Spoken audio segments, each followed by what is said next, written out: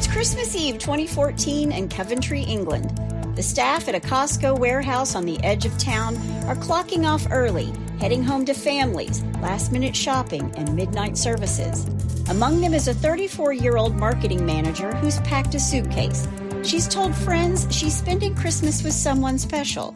She believes this is the night her life is finally going to come together. But what she doesn't know is that the man at the center of her plans has been making plans of his own with his brother to end her life. This is a story of how a secret office affair became a carefully engineered murder and how the digital breadcrumbs of this case turned a missing person call into a homicide. This is Sameena Imam. Nothing says Christmas like chloroform. Hey, y'all, I'm Chris Calvert. And I'm her husband, Rob Podorf. Welcome to Hitched to Homicide. For better or worse. Till death do us part.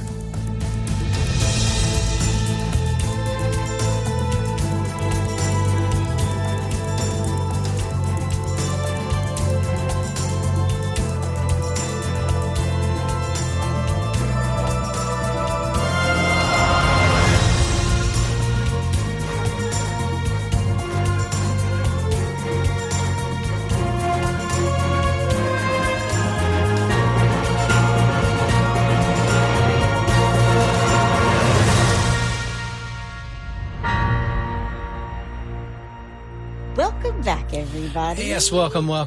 And for our friends from Armenia. And this goes out to a good friend of mine down in Charlotte, North Carolina, Mr. Eli Agopian, who's Armenian. Baragaust. Now, he can tell me how much I butchered that. Listen, even if he doesn't, someone will. It's true. We do the best we can, y'all. Yep. Wherever you're listening, be sure to subscribe to Hitched to Homicide, then like, rate, and review the podcast so other people who love true crime and are just like you can find us. Yep. And if you're watching us on YouTube, hit that subscribe button below. If you want true crime with us all the time, please go join our closed Facebook group, The In-Laws and Outlaws. Go to Facebook and type in H2H In-Laws and Outlaws. Answer a couple questions you are in. Go join. We're getting people in there by the busload. We are. We love it. Yep. I post photos and other information in there as well. Great group of folks. We love them very much. Yes, we do. You can find us on Instagram at Hitched to Homicide or on X at H2H_podcast. And we also have a Buy Me a Coffee link. I try to get through all this stuff so quickly in the beginning, y'all. If you want to send Rob some coffee, he drinks it every single episode. You can find that link in our show notes. Yes. You can also send us a text. The link to that is at the top of the show notes where it says, send Chris and Rob a text. Or send Scotty a biscuit. That would be like in the Buy Me a Coffee. Send Scotty a biscuit, Rob some coffee. There you go. And Chris, just the prayers to get through Christmas. I'm almost finished Christmas shopping. I hope everybody out there is doing okay. Yeah. I went Christmas shopping one day, and I kid you not, I got yelled at and honked at by one person and flipped off by another. It wasn't even your fault. And I didn't do anything. Yeah. I was just going to the doctor to get my blood drawn. Seriously, I wasn't even shopping. You were within swinging range. I was just in the traffic. Yeah. People just, somebody flips me the bird. Must be Christmas. 'Tis the season. Apparently. Wow. Well, we're back in England. And Christmas is coming soon. Father Christmas. Isn't that what they call him? Father Christmas? Yeah. And we're just old Santa Claus over here. Yeah. This is a tragic story about how you have to be so careful who you give your time and your attention and your heart to. Right. So, ladies, listen up to this one, okay? Yeah. Before we get started, let me thank some sources: Vice.com, the BBC, ITV, the Coventry Telegraph, the Outlaw Podcast, Crime and Investigation, Crime Lapse, Gruesome, Horrific True Crime, The Independent, the Irish Examiner, The Mirror, Wales Online, the Daily Mail, and many others that you can find in our show notes. That's a mouthful. There's a lot of them. Yep, all right. I've just stopped listing them all at the beginning because there's so many now that I use. So just go to the show notes. Yeah, all right. Well, you ready to go? I am. Let's do it. There's not a whole lot about Sameena Imam's early life. I believe she was born in 1980. She is of Pakistani heritage, and I know she had at least 2 sisters, Noreen and Nosheen, and a younger brother, Imran. Imran. I'm going to really try to get all these names correctly and do my best. Believe me, I'm not trying to do a disservice to anybody's name. I'm really not. Anytime you mess it up, just remember I just said Baraghost. Okay, I will. We do know that her family lived in Essex, so perhaps this is where she also grew up. But by the time she's 34 in 1924, she was a very accomplished businesswoman working as a regional marketing manager for one of Rob's favorite stores. Yes. Costco. I love their hot dogs.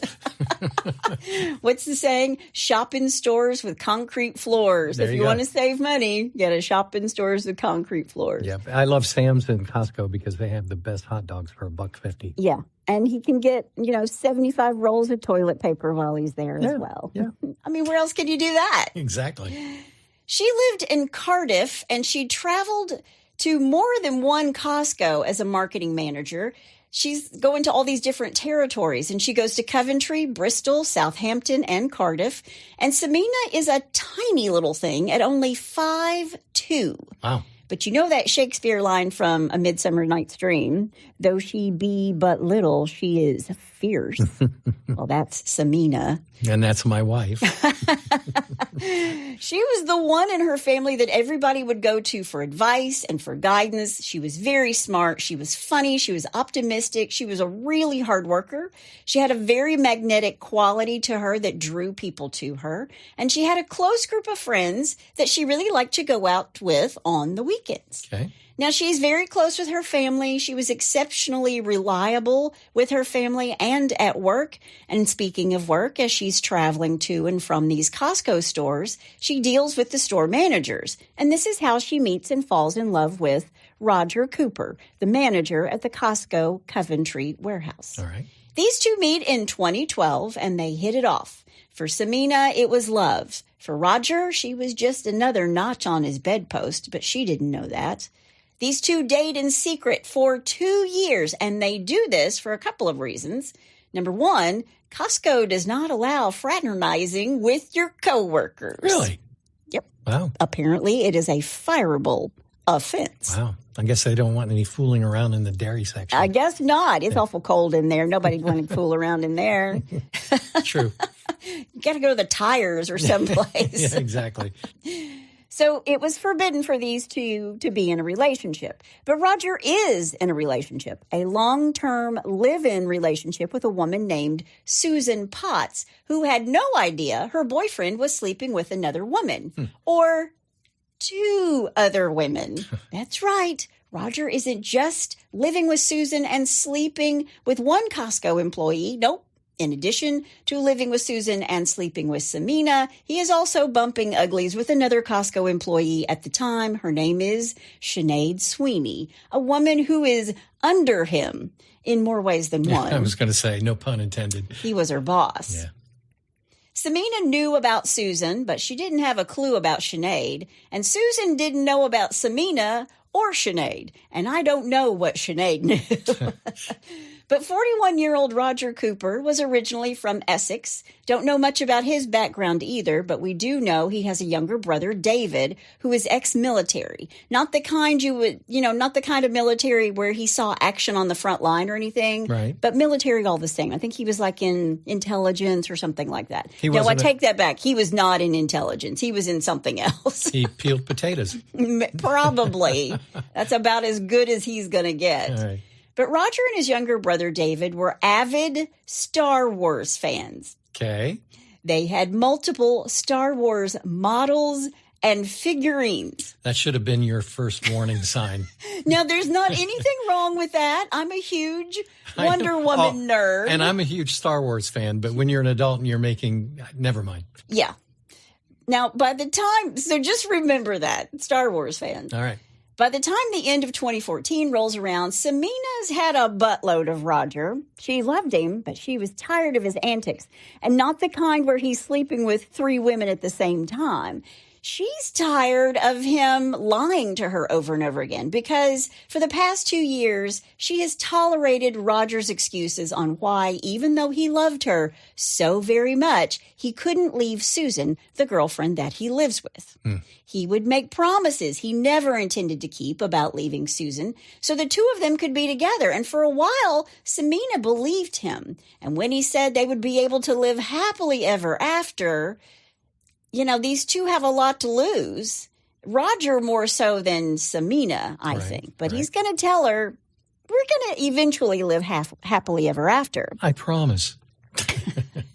Yeah. If any of Roger's friends or Susan's friends or acquaintances saw Roger and Sameena out in public, then everything would backfire. So they had to hide it from everyone. So whenever they would go out on dates, they would go like super far out of town. Or to be fair, most of the time, apparently, they would just spend time in Sameena's house. And they were just always on edge trying to hide this relationship from the world. And as their affair intensified, again, Roger started making all kinds of promises to Sameena. He'd been telling her for months and months and months that he was going to leave Susan for her one day. He was just trying to figure out how to do it. He said that one day he would move out of that house and the two of them, him and Sameena, would run away together and they would start their lives together. Gonna waltz off into the sunset. Sure. But it never happened. He was just always saying it. And he would say it just enough and never follow through. And Sameena needed a little less conversation and a little more action, just like Elvis. Thank you very much. But she was getting no action. When she was in Coventry, Sameena would spend her entire workday with the man she loved, only to watch him at the end of his shift, driving home to his actual girlfriend that he lived with. And Sameena just always hoped that one of these promises, one of these times that he told her he would leave, he would actually do it. But again, at the end of 2014, Sameena's getting fed up with all of Roger's false promises, so she issues an ultimatum. Leave your partner by Christmas or we're through. I'm gone and I'm going to expose our affair and let the chips fall where they may. Meaning Roger could lose his job. Sure. Sameena, Susan, and Sinead in one fell swoop. He could lose them all at the same time. Right. So Roger assured her that he was still trying to figure out a way to leave his girlfriend for her. In fact, he promises her that by Christmas, everything would be sorted out and they could live their lives together in the new year and have a fresh start. And this time, Sameena really believed him. I mean, she'd believed him a lot of times, but her faith in him was wavering at this point. Sure. But maybe this time, because he's given a deadline, he really means it. Plus, she said, I'm going to expose you. Right. So Sameena's elated. I don't know if that's how you get a man. You threaten him. Yeah. But she's elated. She thinks it's going to happen for the two of them, and he was going to be with her in time for, well, at least in time for Christmas. Right. In fact, she got so excited it was finally happening that she booked a romantic couple's stay over Christmas Eve and Christmas Day at the Malmaison Hotel in Birmingham for the two of them because she expected him to have been broken up with his girlfriend at that point and they could spend Christmas together as a couple. Right. Finally. So she's counting down the days because remember, she's always kept this affair a secret even from her closest friends until now. Okay. She's told a couple of her girlfriends that Roger is leaving Susan, and the two of them have been having an affair, and she's in love, and they are planning to spend Christmas Eve together. They're going to have a getaway. Now, Roger doesn't know this, that she's told her friends. Okay. Yeah, so she's saying, what if Christmas Eve came and he was still with Susan? What if Sameena said something to Susan, or she might say something to the powers that be at Costco? And in fact, this is Roger's biggest fear. So Roger needed Sameena out of his life. He goes to his brother David, and together the two of them concoct a plan not to, quote, take her out of his life, but to kill her. Eliminate her out of his life. Completely. Yeah. And for some reason, his brother David's like, okay, sure, that seems like the only way out of this. Yeah, Good idea. I got nothing going on this weekend. So David goes on eBay. His brother goes on eBay and buys chloroform. and a, quote, peculiar combination, end quote, of toxic metals, including antimony, which is tin, cadmium, which is like a heavy metal, mercury, and arsenic. Man. These are all prepared in a liquid form. Jeez. And here's their plan. The Costco Christmas party is on the night of December 12th, and their idea is that Sameena never survives this night. She would be drinking, and when she came back to the Premier Inn in Solihull, a hotel she stayed at frequently when working, as the 12th rolled over into the 13th, Roger decides this is when, well, Roger and his brother decide this is when they're going to get Sameena. So Roger texts her, telling her to meet him at the hotel. He's got a room. He's got a surprise for her. And they decide when Sameena arrives in the parking lot of the hotel, David would be waiting in the dark. His brother David's waiting in the dark to grab her, abduct her, and knock her out with the chloroform. This is the night when the Cooper brothers started speaking in code via text. Star Wars code. Oh, jeez. Okay. The two used references to Darth Vader and the Death Star space station to update each other on the progress of their, quote, mission, end quote. Okay. One text was, "You are expected, Vader." Wow. Another was, "Death Star complete." See, this just gives bad names to us Star Wars fans. Gosh. Yeah. Well, we're going to talk about these two in a little bit. All right. But when Sameena arrives, she is not driving. She's not driving her black BMW, and she's not parking in the dark parking lot. She's arrived by taxi, and the driver takes her to the front door of the lobby, a well-lit, camera-filled entrance. Okay. So Sameena waits in the lobby for Roger. This plan's ruined for these two geniuses because Sameena is responsible and didn't drink and drive. Right. So it ruined their genius plan. Again, I use that word loosely. Then they text each other in misspelled French saying no point, no score, and that the, quote, window is closed, end quote. Another message contained the word nil, meaning there was zero chance to get to her. Right. So Darth Vader and Grand Moff Wilhuff Tarkin, isn't that his name? I had to look it up. They muffed their homicide. So Grand Moff Tarkin is the guy who runs the Death Star. I looked that up. I was trying to get my Star Wars references in there. I guess I'm not that big of a Star Wars fan because I had no idea who that was. Jeez. Well, somebody who is a Star Wars fan is going to tell me. Okay.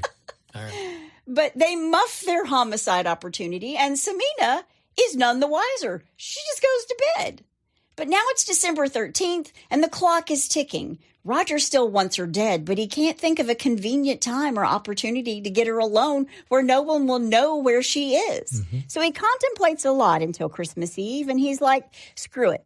I'm going to go for it. I don't have a choice. Meanwhile, in Leicester, Roger's little brother David is preparing a place for Sameena. And when I say preparing a place, he's been digging a grave. But more on that in a minute. December 24th, Roger and Sameena leave the Costco warehouse after their shift finishes at 4 p.m. They get in their separate cars and drive away. But Roger has a plan to see Sameena again that day at a nearby M&S supermarket. They make it look like a chance encounter. And the market isn't far from Costco. They start talking. The conversation is about what their plans are for the weekend. And Sameena buys some alcohol, a bottle of Bellini, and snacks, presumably for this romantic getaway she believes she's going to have. That's called foreshadowing. Yep. Now, Sameena's thinking we're grabbing our weekend getaway bags for this romantic Christmas holiday after Roger tells Susan that he's leaving her. So Roger picks Sameena up from her place in his Audi, and the two of them head to Birmingham. But before they could ride off into the sunset and live happily ever after with their new romantic life, Roger tells Sameena that they had to make a quick pit stop on the way to the hotel because he had some Christmas presents that he needed to drop off at his brother's house. Some Star Wars figurine or model or some such nonsense. Samina's good with this. She might actually get to meet someone from Roger's family because she's been in the shadows for the past 2 years. Sure. They stop in Leicester where he lives, which is an hour away from Birmingham, which is where they're headed. They're driving an hour out of the way to get this Star Wars figurine to him. May the Force be with you. On the way, Samina's phone rings. It's her sister, and these two are gabbing about their plans for Christmas between the two of them, and Samina's family had this tradition of getting together on Boxing Day, December 26th, to have family time. They did this every single year, and while these two are on the phone, Sameena confirms that she will be there in Essex the day after Christmas to celebrate with her family. Okay. It would be the last time her family would ever speak to her. So Roger and Sameena pull up to Roger's brother's home, David, in Leicester, a little after 5 p.m. It's winter. It's already dark. That's a good thing about winter, right? You leave for work in the dark. You come home in the dark. Yep. I'm being facetious. I hated winter when I would have to go out in the dark and come home in the dark. I still hate winter. I do too. Yeah. So they're on their way, and Roger's all lovey-dovey. Oh, this is great. He's holding her hand. Everything's great. Until they walked into David's home. David and Roger immediately jump her, pinning her down to the ground, and she can't move. She's only 5'2". Roger is 6'5". Wow. His brother is 6'7". David is 6'7". Big guys. Wow. Big. Huge. Yeah. Huge. The two men get her down on the ground, and Roger, the man she loves, pins her to the floor, while his brother David, remember he's been shopping, he gets out his 200-milliliter bottle of chloroform that he bought off of eBay. He's got it on the ready. I did look this up, and at least in the United States, you can't get trichloromethane. That's what it is, trichloromethane, right, which is the chemical makeup of chloroform. Our chemist son, he was helping me out with this part. It's primarily used in lab settings in manufacturing of industrial products, but it was originally synthesized in the 1830s and has historically been used as general anesthesia and in water purification.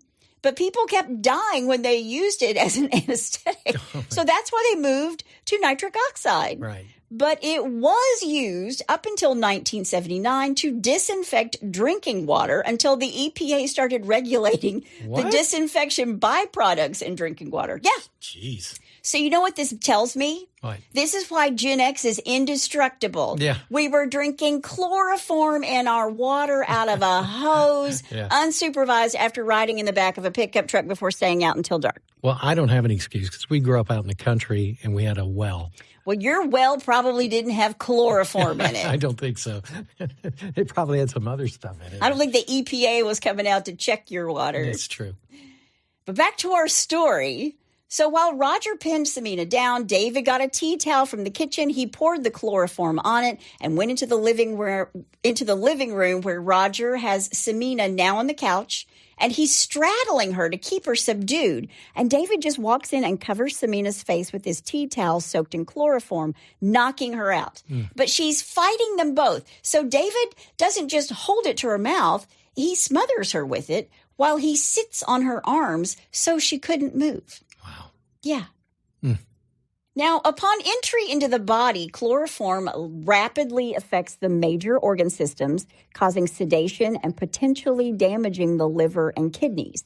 But at very high concentrations, it causes immediate cardiac arrest or respiratory failure. But was that all that killed her? Because they had that weird combination of metals. Yeah. So did they inject her with these liquid metals too? Or did they force her to drink them or force them down her throat? There's a lot of mystery surrounding what actually happened in that house as they were killing Sameena. And tell me one more time, what year was this? 2014. Okay, so when they did the autopsy, though, they would be able to tell if there's any kind of metals in her body. Yes, they could. Okay. All right. But again, because Roger and David are never going to tell the same story or an exact story, all the details are murky. All right. Within minutes of arriving at David's home, Sameena was dead. By 6:25, so less than an hour and a half after they arrived at Roger's home, she is dead, and Roger is already driving back to Coventry and his live-in girlfriend, Susan, who was totally oblivious that he was now not only a 2-time cheater, but he's also a murderer. Wow. So he leaves Samina's body with his brother David to dispose of while he just goes home for Christmas. But David actually has an allotment of land, and he had already dug Samina's grave there. And an allotment of land was something that started during the war or during wartime when poor people couldn't eat. They couldn't get to food. So it's a small parcel of public or private land that's rented for growing vegetables, fruits, and flowers to provide food and outdoor recreation for people who don't have private gardens. I didn't know that. And the plots were usually around 250 square meters. That's about the size of a standard tennis court. So not huge, but not tiny either. Sure. Before Roger leaves David's house, he takes Samina's phone with him.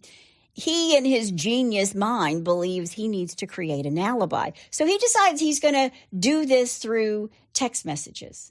Roger uses Samina's phone to text his own phone, quote, "I am fuming. I am going to where I'm truly cared for," end quote. He wants it to seem as if they're having an argument and she's leaving him because Roger needs a reason why he and Sameena didn't check into their romantic hotel on Christmas Eve. Roger thinks the police will look at Samina's bank records, her email, her calendar, and see that maybe she was planning on meeting him. But if they were fighting and Sameena went where she was, quote, truly cared for, that explains why they didn't show up for their hotel reservation. And it was Samina's idea not to meet up because she was the one who was angry. And now, I get it. She's the one who's angry. But now he's implicated himself that they were to go away with each other. Right. But they'd had this argument. That means you were angry. Right. You had a reason to want to harm Sameena on the day that she goes missing. Sure. And police wouldn't have even known any of that had you not sent her a text from her phone to yourself. Yeah. Except at this point, he doesn't know that her 2 girlfriends know about the affair. Well, that's true. He doesn't know that. But he's thinking that she's written it down somewhere. Okay. And that's why he thinks he needs to give himself an alibi. All right. But here's the thing. I just don't get why he feels he needs to murder Sameena to keep her quiet about their affair, only then to essentially confess to the affair over these alibi texts. And it wasn't just a dinner they were having. This was a hotel room. This was a romantic relationship he was having with a woman who was not his longtime live-in Susan or his bonus side chick, Sinead, from work. Right.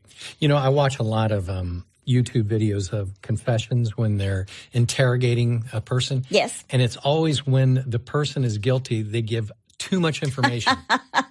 They can't shut up. Yeah. They overemphasize everything and too many details. Well, just wait. That's called foreshadowing. Good job. Obi-Wan has trained you well. I'm going to stick with my Star Wars pun. Sorry. Continue, you will. Yes, thank you. The next morning on Christmas Day, Roger wakes up and sends Sameena a text from his own phone again. He hadn't responded to the fake argument text the night before, but he does text to wish her a Merry Christmas. So he's saying to anybody who's looking, the cops, the authorities, she was mad, I was the bigger person, and I texted her the next morning to wish her Merry Christmas. Whatever. Yeah. Meanwhile, Roger's brother David is getting rid of Sameena's body and any evidence he thinks could implicate the 2 of them. And this guy is proof that God has a sense of humor because he's about as sharp as a sack of wet hair. They both are. Wow. Roger wrapped Sameena's body in cling wrap, saran wrap, and then he placed her body inside one of his old army sleeping bags, and he zips her up. The Cooper brothers owned this allotment of land, right? I already said this. He takes her saran-wrapped body there in this sleeping bag, and he puts her in the ground, in this grave that he'd already dug. Before, he thought he dug the grave before the 12th of December when they were going to jump her outside the hotel. Mm-hmm. But she showed up at the front door. And these 2 brothers think that no one would ever go searching in this plot of land we own. Why would they? Okay, let me guess. That's what they are thinking. Yes, sack of wet hair. I'll say it again. Now, these two might have disposed of her body quickly the night before, but what were they going to do with her car? Roger picked Sameena up. She'd left her car on a side street near the Costco in Coventry because it blended in with the cars on the street, and it didn't immediately attract any attention. Okay. But hold that thought. All right. The next day, Boxing Day, December 26th, rolls around, and Sameena doesn't show up to her family's party, and they are immediately worried. She would have called them if something came up. That's the kind of person she was. She wouldn't have wanted her family to worry about her. She always called or texted because this family is super close, tight-knit, and they know something is wrong. So they go to her house, and she's not there, and her car is also gone. So they call the police to report Sameena missing. But the police didn't take it as seriously as her family did because they knew something probably wasn't afoot. You know, they can't go after every single person or adult who just kind of like doesn't show up to a family party, right? Right. And of course, the police couldn't have known how on the ball she was and that her absence and the fact that her car was gone was alarming to them. Right. And since they deal with this kind of thing all the time when somebody goes MIA, they're like, you know what? We can't allocate resources to this right now. But if something else happens, come back and tell us. Right. But Sameena didn't just ignore her family. She didn't show back up at Costco to work after Christmas. And now the West Midlands police are hot on the case.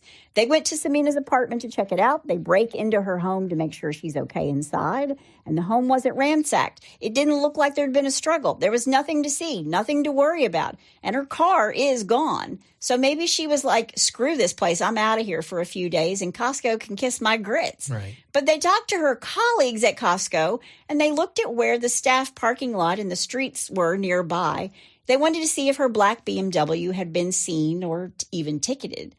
But when the family reported her missing and the police started poking around, Roger and David moved Sameena's BMW from Coventry to Leicester and then on to Luton, 65 miles away, to park her car on a neighborhood street. Then they wiped it for fingerprints and they just shut the door and walk away.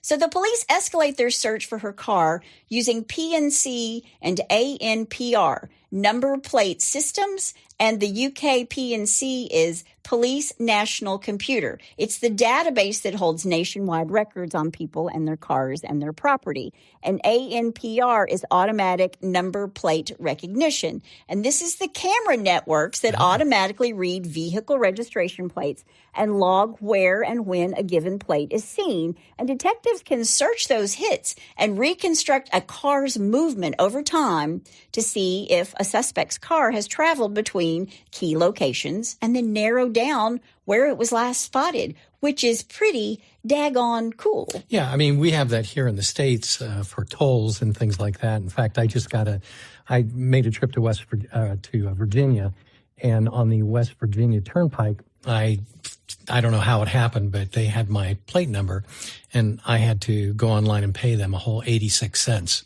Well, because you blow through those, either you have the pass in the States, you either have like the pass, the toll pass. No, I know that. And you just blow through it, and they take a picture of your license plate because they send you a picture of the back of your car. I just couldn't figure out. How was it 86 cents? Well, apparently you didn't pay the right toll. Who knows? I don't know. But they also put out information about her car on Crime Stoppers. And on January 4th, 11 days after Sameena was murdered, police get a tip from a random person who had spotted Sameena's BMW on a side road in Luton. Okay. Police go and check it out. They confirm it is Sameena's car.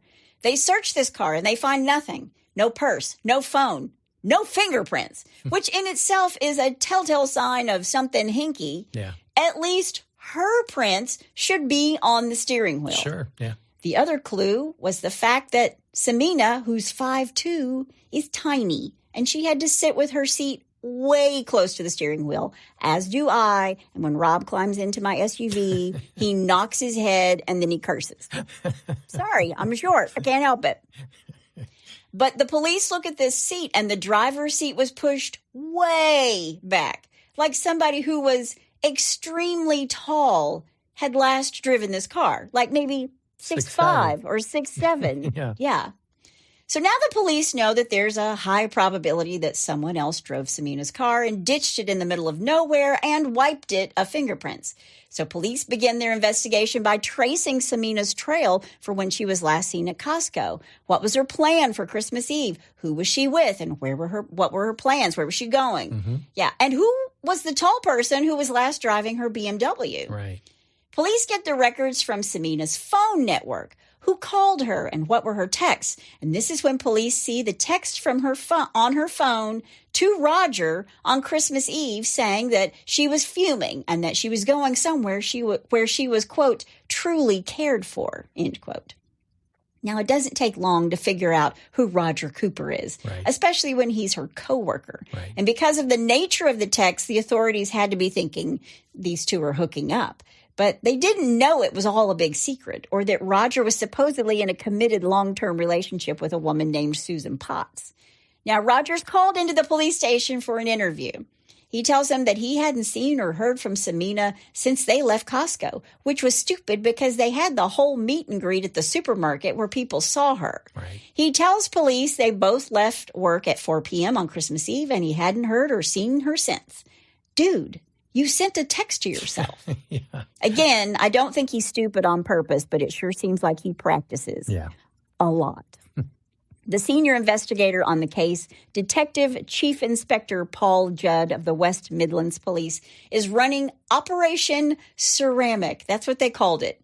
That's what they called this case, Operation Ceramic. Oh, I wonder why they called it ceramic. Well, I had to look this up, but in the UK, the forces typically assign investigation names to major investigations from a pre-approved list of generated words rather than picking something with a direct link to the case in order to avoid revealing sensitive details or biasing witnesses. So in the States, we usually, if it's a serial killer, they'll name them like Son of Sam or whatever, right? But not like the actual case that they're investigating, unless it's a big case, right? Mm-hmm. I mean, I think they just go by numbers. Sure, yeah. But it just made me think of Operation Mincemeat because, like CIA, FBI, they do give names to their cases. Right. But I thought I loved it that in the UK, if it's a big case, it gets a name. So this is Operation Ceramic.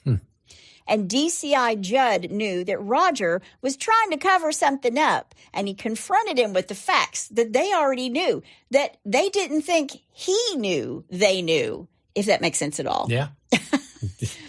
I thought that you thought that I thought. Exactly my point. And according to Samina's friend, she was supposed to check into a hotel on Christmas Eve with Roger for a romantic getaway, but she never did. And we know that she sent you a text on Christmas Eve. So the last time seeing or hearing from her wasn't at 4 p.m., Roger, when you left work. And then Roger changes his story. He admitted to police that, yes, he and Sameena were supposed to meet at a hotel and that they had a relationship, but he didn't see her because they got into an argument, a huge argument, on the way there, and she made him pull over and let her out of the car near her home. She got her bag and stormed off, but after that, he hadn't seen her.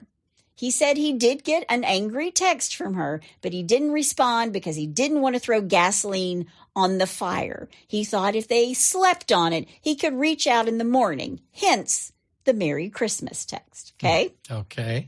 But police are challenging his story right and left. They tell him that they have his, not just hers, his ANPR and CCTV footage showing his car driving to and from Leicester, where your brother lives. Anything you want to tell us or change, Roger? So he then tells them that it was more than a simple drop-off, and police want to know why he lied to them in the first place. He tells them he knew that the real story of going to his brother's house to drop off, this Star Wars model, it would seem suspicious. And that he had just left her in a parking lot because she wanted to get out of his car. It didn't cast him in the best light to the authorities. And he knew that. So that's why he didn't tell him. And he tells the police that he didn't lay a finger on Sameena And then as he's sitting in the police station, he's reading the last text Sameena had sent to him. They show it to him. I want somebody who's going to treat me better. Sure. The fake one. Right. And Roger just starts to boo-hoo. He just never expected that to be the last time he spoke to the woman that he'd been in love with for 2 years. And the Oscar goes to... Ugh. Now, the police think he's full of crap, but they need more evidence than what they have to arrest him. Police go back to Sameena's phone network, and this time they ask for the towers her cell phone had pinged on Christmas Eve and the days that followed. And they tell the police that Sameena's phone left Coventry and went to Leicester and then back to Coventry on Christmas Eve. And Sameena's family and friends told police she didn't know anybody in Leicester. But they also pulled the records for Roger's phone, and his phone also went from Coventry to Hudgenden Drive in Leicester, back to Tilehurst Drive in Coventry, where Roger lives with his girlfriend on Christmas Eve.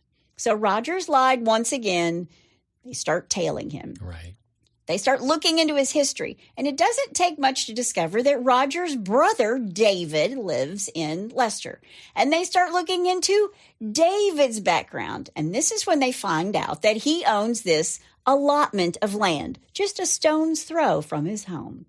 On January 7th and 8th, 2015, Roger and David Cooper were arrested on suspicion of murder. Police searched their houses, and Roger's home, because the murder didn't happen there, is clean. But when they search David's house, police find the bottle of Bellini and the snacks that Sameena bought at the M&S market after work on Christmas Eve. Proof that she had been there and inside the home. Wow. Then the police go to the allotment, the plot of land that David has near his home, and they search a shed there. And inside they find a sign, and you can't make this up. They find a sign that says, "Don't wind me up. I'm running out of places to hide the bodies." Now, this is the sort of thing that we post in the In-Laws and Outlaws, right? Yeah. But for David, it's real. Wow. Authorities get a search warrant and head over to this little patch of land with police, forensics, cadaver dogs. They knew they were going to find Sameena somewhere in this allotment. Okay. They dig, starting in the evening and into the night, and eventually they find material. It's the sleeping bag. And inside, 3 weeks after she goes missing, is the saran-wrapped body of Sameena Imam. Wow. Now, the police want to have another chat with David about what they found, and here's the story he weaves. On Christmas Eve, he was at home. This is the brother. On Christmas Eve, he was at home. Then between 5 and 6:30, there was a knock at his door, and David tells the police that he doesn't like people. I don't like people. So he doesn't answer the door right away. He kind of waits to see if they're going to go away. But then he decides, well, it could be his brother. Like his brother had just left, but maybe he was coming back because he forgot something, like another Star Wars model or figurine. Yeah. He forgot Jabba the Hutt. So eventually he does get up, he answers the door, and when he does, he was really surprised and confused because there's a woman standing at the front door. He says he did, in fact, know who she was. She was the woman his brother Roger was sleeping with from work. But yet he tells him that he'd never really met her, quote, properly, end quote. He tells the police that he allowed her into his home. He wanted to make sure that the police understood that he, in fact, invited her into his house. Then he tells the cops that his brother Roger wasn't really having an affair. Roger and Sameena, these two were just hooking up. It was just sex. So it wasn't like he was cheating on his live-in girlfriend, Susan. Jeez. What the heck in heck? It's just sex, so it's not cheating? Oh, man. I mean, I guess because it wasn't an affair of the heart. Maybe that's what he's trying to say. Okay. David tells the authorities that Sameena didn't even know where Roger lived. If she was something important to his brother Roger, she would have known he had a long-term live-in girlfriend, and he would know she would know where he actually lived. Right. So hold the phone. Sameena didn't know where Roger lived, but she knew where David lived an hour away. Yeah. In a different town. And he knew who she was, but he'd never really met her properly. Mm-hmm. Again, sack of wet hair. Yep. But now, according to David, she's turned up on his front stoop because she's trying to find Roger. And so he tried to calm her down, but he wasn't going to let her know where Roger lived or where he was, because according to him, she was demanding to know where Roger was, because she told him that the two of them had made plans. She begs him to call for her now. And David tells the police that he told her he would find Roger if she would just calm down. I'll call him. I'll find out where he is, and we can make a plan from there. But he tells police that he was really nervous because Sameena was getting very angry and loud, and the walls of his house were thin, and he didn't want to make his neighbors worry. That's mighty nice of Roger, now, isn't it? Wow. He's out digging a grave in his allotment, but he's worried that if somebody's speaking too loud in his house, the neighbors are going to worry. Man. He tells the police he had to do something because she was causing a scene. And then, just like you'd said, how the people who are guilty start to overshare. Yep. David goes off on this wild tangent. He tells the police that he has lots of interesting things in his house that other people might not find interesting. Like what, David? What would you say? Okay. Like a military ammo box that I keep in the kitchen, which just happens to contain a small container of chloroform. You know, where everybody keeps their chloroform, right? Jeez. In the kitchen, on the counter, in an ammo box. Okay. He tells the police that he decided that he needed to give her a little hit of the chloroform just to shut her up for a bit so he could call his brother and give him a heads up about the situation with Sameena. He tells the police that he'd seen it on television lots of times, and he knew to pour it on a cloth and hold it up to her nose and mouth for a little bit, and she's just going to pass out. Okay, a PSA for everybody out there. It's never like it is on TV. Yeah. Quote, I got the chloroform. I poured it over a tea towel, and I kind of put it on her face, sat on her lap. Her arms went up, and I grabbed her arms, and I forced them down, and I was like, just a couple of breaths. And then she didn't wake up, end quote. It's then that he tells the police that his intention was never to kill Sameena. He just wanted to, quote, shut her up, end quote, for a few minutes so he could think, so that he could deal with the situation. He said that very quickly he realized that something had gone wrong. He realized he hadn't just knocked her out from the chloroform. He feels for a pulse, and she's not breathing. She was gone. He said that the chloroform was starting to burn his hand, and he panicked. Okay. Now, for Roger's part, when the body is found on his brother's property, he immediately tries to diminish any part he had in Sameena's death. This is his brother. Yeah, well, you can throw your brother under the bus. He said that he only saw her dead body after his brother Roger had inadvertently killed her. He was shocked and he was panicked, but he did not kill Sameena. He said that Roger had, quote, gone too far, end quote, and that he'd only really helped in moving the body and the car. He wasn't a participant in the planning and the murder of the woman he needed to, quote, get rid of, end quote. Yeah. Well, but you can be an accessory. Yes, you can. Yeah.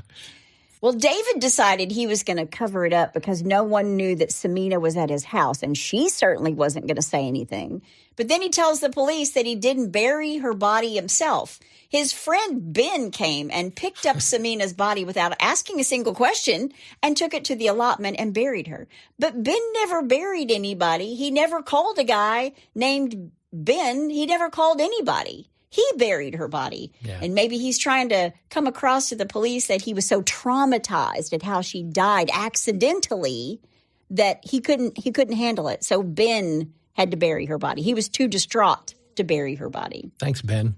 Then he tells the police that while Ben was burying Sameena's body, he drove Sameena's car to Lutton and left it there. And the police are listening to this line of cock and bull that Roger and David have both fed to them, but their story just doesn't jive with the physical evidence that they had. Plus, their stories didn't even line up with each other, and these two are charged with murder. They both plead not guilty, which was the one thing these two bozos could agree upon. But then David finally admitted that Ben did not bury Samina's body. He did. Who is this Ben guy even? I mean, poor Ben. He's dragging his buddy Ben's name through the mud. Yeah. Meanwhile, the autopsy, which you were talking about before, shows that Sameena was murdered using the chloroform, but that this bizarre combination of metallic elements were also found in her bloodstream, and they think it was administered in liquid form. Wow. In August of 2015, they put these two on trial for the murder of Sameena at Birmingham Crown Court. The prosecution alleges that Sameena was murdered after she formed a relationship with Roger Cooper and issued an ultimatum for him to leave his long-term partner. Continuing the Crown's opening statement on the second day of the trial at Birmingham Crown Court, prosecutor Timothy Spencer told jurors that a plan against Sameena was, quote, frustrated, end quote, on December 11th because she'd taken a cab to the hotel and not her car. This is where they use the Star Wars lingo, including a text that read, quote, look at the size of that thing, end quote. Wow. And finally, that quote, there is no point, it's come to nothing, the window is not open, end quote. Now, the prosecution tells the jurors about Roger and David's love for Star Wars models and action figures. They show the eBay record of purchase where David bought the chloroform and the mineral powers before they tried to abduct her and kill her the first time on December 13th, because the police have these text messages between the two of them. Yeah. They don't just start when she disappears. They go way back and start looking at everything between these two brothers. And they're like, none of what you have told us is the truth. You're just both lying sacks of you-know-what. Right, right. The police actually discover that the purchase was made on eBay on December 8th. So it's all planned. It's very, very pre-planned. And the prosecution showed that David had 3 cell phones, including a, quote, dirty phone or a burner phone that he used only for communication with his brother. That's the military guy. They have the phone records, CCTV, the pings from the cell towers to know that they tried to murder her not once, but twice. And with their lame stories and alibis, they're both found guilty. Good. Before they're sentenced, Sameena's younger brother gave an impact statement saying he was constantly reminded of her loss, even by everyday items such as signposts for places that linked her to her death. Quote, the circumstances in which Sameena was murdered plagued me greatly. I think of her last moments, her final thoughts and fears. I constantly imagine the look in her eyes, end quote. He said he was haunted by an image of his sister in her makeshift grave and told the judge, Patrick Thomas, quote, I worry about the world we live in and the risk that something similar could happen. God forbid. I have questions for those who did this. I fear these questions, these open wounds will never be answered, will never heal, end quote. Which is true. She is a world beater. She's this amazing woman, but she got mixed up with the wrong guy who just continually lied to her. Sure. Her sister's impact statements were read to the court by the Crown's prosecutor and were similar, saying that, quote, she's constantly thinking about how she died and feels she will never know the truth of what really happened to her, end quote. Sad. Roger and David Cooper were sentenced to a minimum of 30 years in prison. The lead detective gave an interview where she said that it was the most callous and calculated crime she had witnessed in her career. And this case really underlines how a seemingly ordinary workplace affair can conceal a sustained, highly organized plan for a murder built not on sudden rage, but on weeks of calculated preparation. Right. And it's really striking how much of the truth emerged from these digital breadcrumbs, the texts in clumsy French, the Star Wars code, the ANPR hits, the online purchases, rather than from either of the brothers, given that they both repeatedly reshaped their stories to protect themselves. Nobody but themselves. Sameena's story is a reminder that professional success, intelligence, and close family ties do not protect someone from the risks of a partner who is a liar and a cheat and is desperate to preserve his double life. Yeah. Her trust in Roger and her hope for a future with him were precisely what made her a vulnerable woman. And at the same time, the case shows a modern UK homicide. A missing person inquiry turned quickly into a no-body murder and then into a conviction supported by forensics, toxicology, networked databases, and careful reconstruction of movements over time. So we had an upbeat, well-liked marketing manager expecting romantic Christmas, two very tall brothers, one ex-military, quietly buying chloroform and medals and digging a grave on their allotment, and a judge ultimately calling their conduct, quote, callous and calculating as he imposed their life sentences. And as with many workplace affair homicides, what lingers is the sense of how avoidable it should have been and how once the brothers committed to protecting Roger's image and lifestyle at any cost, everything in Sameena's life and her plans became expendable. But that is the story of Sameena Imam, and that's all I have to say about that.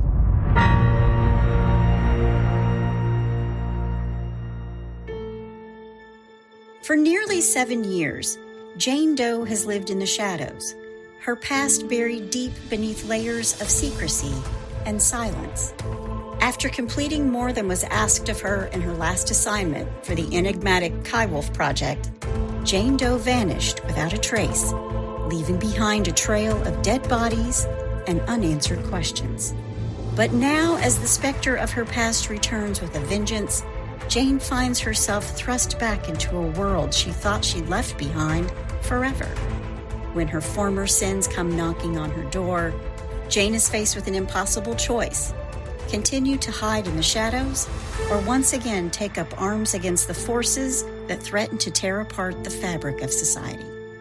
With enemies lurking around every corner and allies who may not be what they seem, Jane must rely on her wits, training, and her unyielding determination to survive. And while trust is a luxury she cannot afford, Jane must confront the truth about herself and her past. As the clock ticks, she realizes that the line between family, friend, and foe are razor thin, and in the end, the only person she can rely on is herself. Jane Doe 4 Charlotte is available September 24th, 2024. No name, no regrets, no mercy.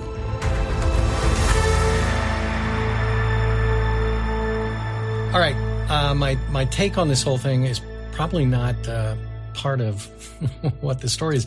It's about the cameras, the CC cameras that the UK have. I know there's a lot of question here in the States when people get really upset about privacy and all this stuff. But when you look at a situation like this, maybe these guys wouldn't have been caught if it weren't for the investigative work from the CC cameras. Yeah, the CCTV cameras were actually like in the grocery store and places like that they went. And then the other cameras were the ones, I can't remember exactly the acronym that they used, but yeah, to catch the license plate tags. And if you think about it, the license tags on the cars in the UK and in Europe, they're really long and big and bold. Yeah.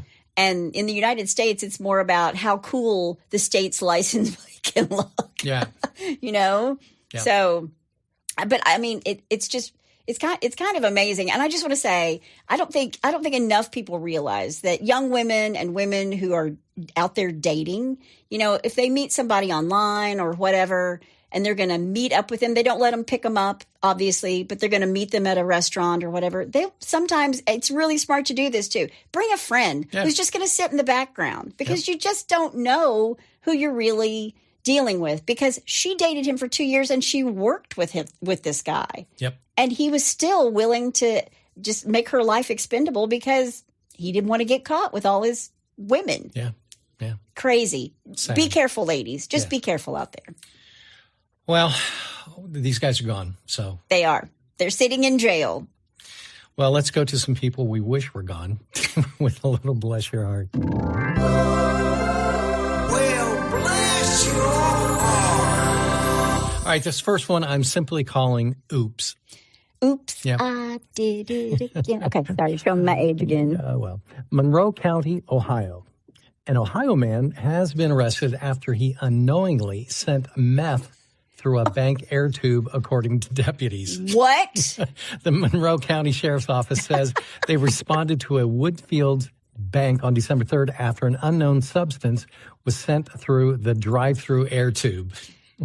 What did they think they were sending through it? Deputies say the recovered baggie contained a crystal-like substance that was consistent with methamphetamine. Okay. Officials say 46-year-old Jason G. Smith of Woodsfield was located in Wayne Township by officers with the Ohio Department of Natural Resources. Okay. Deputies say additional suspected drugs and drug-related items were recovered from Smith's truck. He was arrested and taken to the Monroe County Jail. Illegal drugs don't belong in bank drive-thrus, the Monroe County Sheriff Derek Norman said in a post on the department's Facebook page. Seriously? But they can be turned in at the sheriff's office. So that was nice. What did he think he was putting a check in there? Did he think that were there like coins and stuff in this bag? Who knows? God bless his heart. Yeah. Okay, number 2, I'm calling 1.28 gigawatts. Ormond Beach, Florida. A Florida man accused of stealing a BMW convertible and crashing it at high speed told Volusia County deputies that he had teleported into the car. Oh. According to body camera footage released by the sheriff's office. That's good. That's a good one. Yeah. Deputies said 36-year-old Calvin Curtis Johnson was found with a bloody face after the wreck Monday. The backstory? When asked how he ended up behind the wheel of the stolen vehicle, Johnson repeatedly told deputies that he had teleported. "Put your hands on my car," a deputy is heard saying in the body camera. "Yes, sir, I teleported," Johnson replied.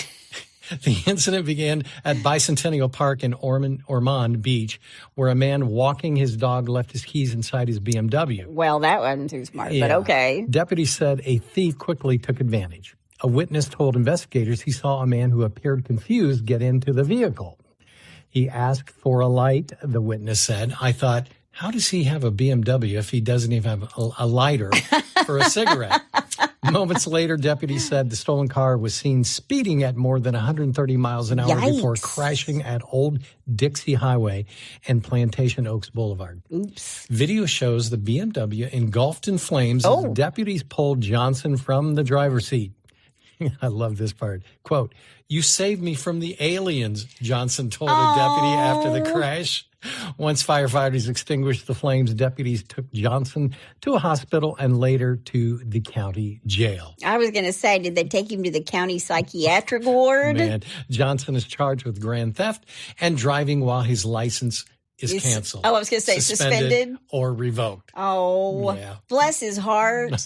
Don't leave your keys in your car, peeps. I'm just glad he was saved from the aliens. I am too. All right. Nothing worse than being taken by the aliens. All right. Number 3 and finally. Finally. But it looks so cute. According to the probable cause affidavit, police noted while detaining Crop is her name, what appeared to be a bow in her hair. Quote, okay. The bow appeared to be small, Ziploc bag containing a white crystal-like substance of suspected methamphetamine. She had a bow in her hair that was a Ziploc bag? I'm confused. The baggie had a small rubber band around the middle, giving it a bow shape and was attached to a bobby pin. Oh, my hell. No way. The substance was affixed to the right side of her head, attached to her hair, the affidavit states. When confronted about the illicit accessory, Cropped claimed, that's the person, to know nothing of its existence and accused someone else of placing it on her head. Oh, my gosh. Looney also found multiple bags, Looney is the officer, of meth and drug paraphernalia upon searching the contents of Cropp's purse, the station reported. Imagine that. Yeah, Cropp, whose bond was set at $23,210, has been charged with felony counts of possession of meth or cocaine with purpose to deliver and possession of drug paraphernalia.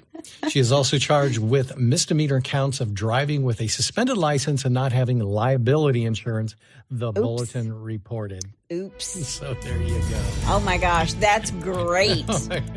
She made a bow out of a bag of drugs and put it in her hair at a bobby pin. She couldn't even find a real bow and tried to disguise it, just use a baggie. I mean, it's convenience. What can you say? I guess. Well, if you have a bless your heart or you know somebody's heart who needs blessing, all you got to do is go to hitchtohomicide.com. When you're there, there's a pull-down menu. While you're there, you can suggest a case or tell us about your brush with true crime. I totally screwed that whole thing up, but you all know that whole spiel. That's my amazing husband out there. And that's my beautiful bride in the booth. Join us next time on Hitch to Homicide. Bye, y'all.